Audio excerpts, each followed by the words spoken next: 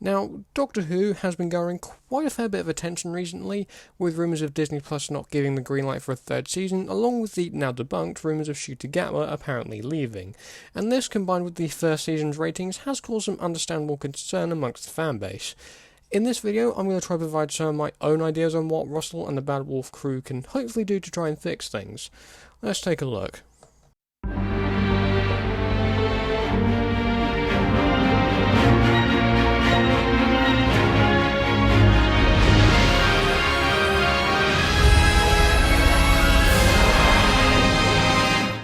Now, before we get into anything, I want to put this out there before I get into any of my thoughts.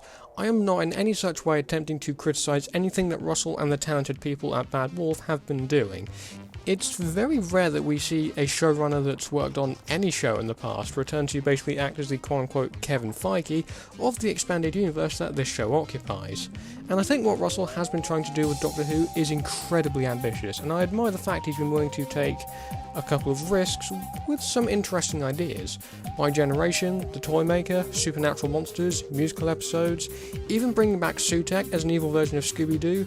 These are ideas that probably on paper would not work in any way, but Russell, having resurrected the show nearly 20 years ago, or exactly 20 years ago depending on when you're watching this, was more than willing to try these ideas.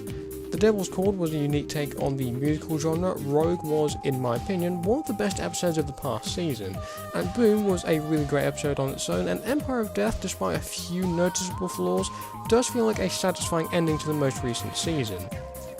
And hopefully Season 2 will continue with some of these ideas. We're going to be getting a new companion in Verada Sethu's new character this season, plus Anita Dobson looks to be more involved than she was in Season 1, which looks interesting, so I think there's a lot to look forward to with the new episodes coming up. Now, with that being said, there are some issues present with the recent season that a lot of people have noticed. For one thing, the episodes themselves do feel a little bit random in their placement, and I think certain stories in this season could have been done better in many ways. And whilst I did very much enjoy this season massively, I couldn't help but feel that things felt a little disjointed and out of place in certain areas. And I understand wanting to do something new, and Russell seems to be doing just that with the more fantastical elements in recent stories, but if that's going to be done, then I think you need to have a little more cohesion. Now, keep in mind here that Doctor Who is airing on Disney Plus as well as the BBC, so the show has had to adapt to that and the wider world of streaming as a whole, which is likely the reason we are yet to see any more returning foes like the Daleks, the Cybermen, or other classic monsters. Now, with these dwindling ratings of the past season and Disney Plus yet to give a green light for a Season 3, this has led to a lot of people worrying and assuming that Who will possibly go the way that it did in 1989, that being it's headed for another cancellation. First of all, I think this is very unlikely to happen. Now, whilst it did come close to cancellation in 2010 when David Tennant left the first time around, Doctor Who is not in that deep of a hole for it to get the chop.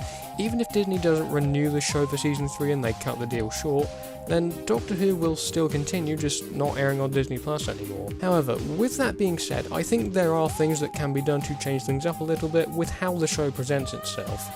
Now, Doctor Who as a show is a little outdated, at least in its format, whilst Monster of the Week has proven to be reliable, and has definitely worked well for some of the modern run stories. I think there are a few things that can be done to hopefully change up the formula a little bit and make things seem a little less formulaic, if that makes sense.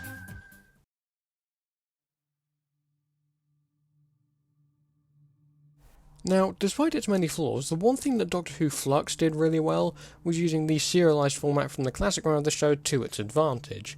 Now, FLUX had a long-running story over the course of 6 episodes, and I think in that scenario it worked quite well. So I think RTD could use that format with Who over 8 episodes as opposed to the 6 eps that Chibnall had to work with, though that wasn't by choice because the pandemic was still relatively fresh at the time, but moving on.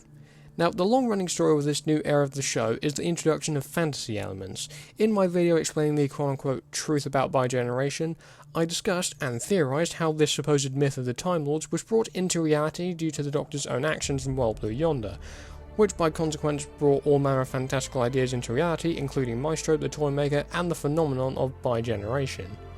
Now, every series of Who has had some kind of long-running story. We had Bad Wolf, Torchwood, Mr. Saxon, and the Disappearing Planets in Russell's original run on the show, and Moffat has had his own long-running arcs during his time on the show, including the crack in time, the Doctor's death on Lake Silencio, and the story of the War Doctor, whilst not a long-running arc, was such a massive shake-up to the canon. But going back to Flux, what exactly can we take away from this season of the show in particular? For one thing, having a story span across 6 episodes is in fact doable, and to have the individual episodes connect over one long-running story is a great base to start from for a new season of Who. So with all that being said, what exactly would I do differently with this era of the show specifically? Well, to be completely honest, I wouldn't change a whole lot about the recent season itself. I would essentially just change around the order of the episodes, because that was the one thing that really bugged me quite a bit. Now, Space Babies, in my opinion, was a pretty good start to the season, a nice opening episode that introduced us to the dynamic between the Doctor and Ruby, that we get over the coming episodes. After that, I would like to place Rogue after this, simply because it's one of my favourite episodes from the recent season, and Jonathan Groff, whilst I'm not too familiar with his work outside of this, does a great job as a new character who could have easily been written as a carbon copy of Captain Jack. For episode 3, I would say Dot and Bubble, because whilst a little forgettable at times, it can act as a quote-unquote filler episode for how I would restructure things. Then we'd move on to The Devil's Call, which I thought was pretty enjoyable and gives me hope for Maestro to hopefully return at some point. Plus it deals with a lot of the mystery surrounding Ruby, which helps build up the mystery a bit further.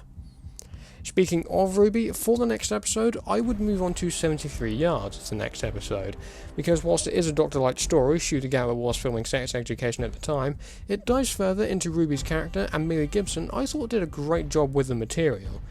And as the penultimate episode before the 2-part finale, you can probably guess already, but Boom would be the next episode in this order. Which then, by process of elimination, brings us to The Legend of Ruby Sunday and Empire of Death. Now, I wouldn't change a lot about the stories of the episodes themselves because this is airing on Disney+, and Russell needs to please the corporate overlords at the House of Mouse. So now that I've gotten my own thoughts out there, what should Doctor Who do realistically to fix some of the issues it's had recently? Well, as mentioned, taking some notes from Chibnall with Flux would be a start, and having a long-running arc spanning over the season with each episode feeding into it somehow, whether it be in a small way or a large way that contributes to the long-running arc itself. Secondly, I think a classic villain Who popping up in the future would help bring in older fans of the show, because despite the returning faces such as Sutekh and the Toymaker in this new era, I think we need to see some more recognisable villains in future. If Russell is sticking to the more fantastical themes with Who, including the godlike villains, then I definitely think bringing Omega back would be a unique place to start. But regarding more grounded foes, I would like to see a story with the Doctor and whatever companion he's travelling with coming across a new breed of Cybermen. Going off into one of my very famous tangents here, but this idea is actually something I've worked on for a while that I haven't really shared with anyone. So this idea concerns a group of scientists who were stranded in space and had no choice but to turn to technology and cybernetics to prolong their own lives, but the procedures slowly turned them into mindless robotic creatures.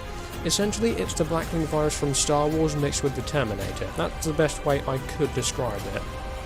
Now, to summarise my thoughts up a little more clearly before I do the outro, I think there are a few glaring flaws with Who at the moment, and I think if we're going to be sticking with these themes for a while, at least until Shooting likely departs in the near future, then I think Russell needs to bring more to the table that can get hardcore fans of the show back on board, and maybe bringing more classic foes back is the way to do it. But those are my thoughts on how the recent issues with Doctor Who could hopefully be fixed in future. If you have any questions or any of your own thoughts, then be sure to let me know down in the comments.